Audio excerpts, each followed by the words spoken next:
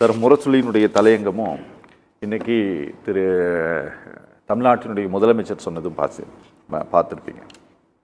நாங்கள் வெள்ளை கொடியும் எடுத்துகிட்டு போகலை, காவி கொடியும் எடுத்துகிட்டு போகலை, நாங்கள் உரிமைக்காக தான் பேசியிருக்கோம்னு சொல்லிட்டு. ஆனாலும் அதற்கு ஒரு உள்நோக்கம் இருப்பதாகவே எதிர்க்கட்சி தலைவர் பேசிகிட்டு இருக்காரு. எதிர்க்கட்சி தலைவர் சொல்லக்கூடிய விஷயங்கள் அவர் ஜனங்கக்கிட்ட இது போய் சேரணும் அப்படிங்கிறதுக்காக தான் சொல்லிட்டு இருக்காரு திரும்ப திரும்ப. அது போய் சேருவதற்கான வாய்ப்பு இருக்கா சார் இந்த அரசியல் சூழலில்? முதலமைச்சருடைய பதிலை தாண்டி எதிர்க்கட்சி தலைவருடைய அவர் நினைக்கக்கூடிய கருத்துருவாக்கத்தை மக்கள் மத்தியில் செய்து விட முடியுமா?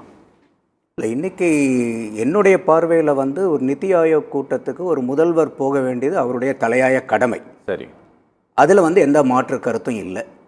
இன்றைக்கி எதிர்க்கட்சி தலைவர் எடப்பாடி பழனிசாமி அவர்கள் வைக்கக்கூடிய கேள்வி என்னென்னா, இந்த அளவுக்கு நீங்கள் மாநிலத்தினுடைய உரிமைக்காகவும் மக்களினுடைய நலனுக்காகவும் நீங்கள் நிதி ஆயோக்குக்கு நான் போயிருக்கிறேன் அப்படின்னு நீங்கள் பதில் சொல்லும்போது, ஏன் கடந்த 3 ஆட்களாக நீங்கள் முதல்வர் ஆனதுலேருந்து இன்றைக்கி தான் நிதி ஆயோக் கூட்டத்துக்கு நீங்கள் போகிறீங்க?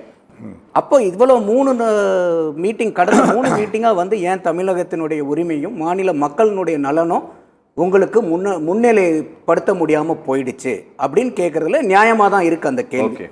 என்ன காரணம்னா, அவர் ஸ்டாலின் அவர்கள் போன தடவை ஏன் நான் நிதி ஆயோக் மீட்டிங் போகலங்கிறதுக்கு ப்ரெஸ் மீட்டே கொடுக்குறாரு அவர்.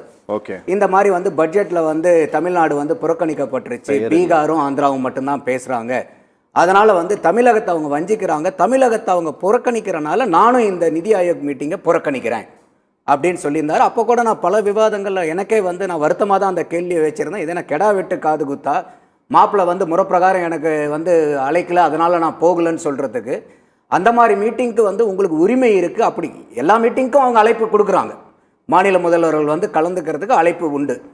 அப்படி இருக்கும்போது நீங்கள் கட்டாயம் அங்கே போய் உட்காந்து நீங்கள் செய்ய வேண்டியது உங்களுடைய இது.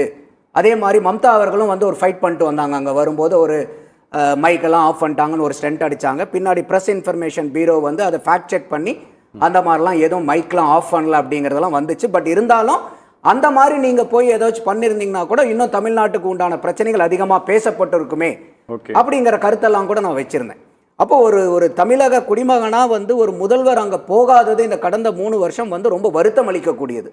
இந்த தடவை போகிறது பாராட்டுக்குரியது. ஏன்னா அவர் ஸ்டாலின் அவர்கள் அட்டன் பண்ணிட்டு வெளியே அவர் பத்திரிகைக்கு பேட்டி கொடுக்குறார்.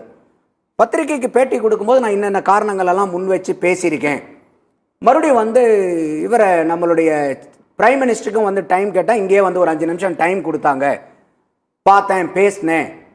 நான் போன தடவை இந்த மெட்ரோக்கு நிதி நிறுத்தி வச்சுருந்ததை கூட நான் கேட்டதுக்கு நீங்கள் நிதியை ஒதுக்கியிருந்தீங்க, அதுக்காக நன்றின்னு நான் அவருக்கு நன்றி தெரிவித்தேன். அப்போ அவர் என்ன சொல்கிறாரு, நீ கேட்டால் நான் கொடுத்தேன் அப்படிங்கிறார். அப்போ ஸ்டாலின் அவர்கள் கேட்டா மோடி அவர்கள் கொடுப்பாரு அப்படிங்கிறத தான் ஸ்டாலின் அவர்கள் பிரஸ் மீட்ல சொல்றார். அப்போ எடப்பாடி அவர்கள் கேட்கக்கூடிய கேள்வி நியாயமா இருக்குல்ல? அப்போ உங்களுக்கு கேட்டா உடனே முதல்வர், கேட்டா உடனே பிரதம மந்திரி எடுத்து கொடுக்குறாங்கிற இருக்கும்போது நீங்க ஏன் இந்த 3 வருஷமா போய் கேட்டு பெற வேண்டிய திட்டங்களை ஏன் நீங்க பெறல? அப்போ மாநிலத்தினுடைய நலனோ மக்களினுடைய நலனையோ நீங்க கடந்த 3 வருஷமா ஏன் நீங்க முன்னிலைப்படுத்தல அப்படிங்கிற கேள்வி ஸ்டாலின் அவர்கள் கொடுக்கிற பிரஸ் மீட்ல இருந்து. அப்போ அவர் அதைத்தான் நம்ம பார்க்கிறோம். அப்போ இந்த தடவை அவர் போயிருக்கிறது வரவேற்கக்கூடியது. விமர்சனமும் கேள்வியும் எங்க வருதுன்னா, ஏன் அந்த கடந்த 3 ஆண்டுகளுக்கு உங்களுக்கு ஒரு முதல்வராக, ஒரு மாநிலத்தினுடைய முதல்வராக இருக்கக்கூடிய அத்தனை உரிமையும் ஏன் நம்ம இந்த 3 வருஷம் பறக்க விட்டுட்டோம் அப்படிங்கிறது தான் என்னுடைய கேள்வியா நான் வைக்கிறேன்.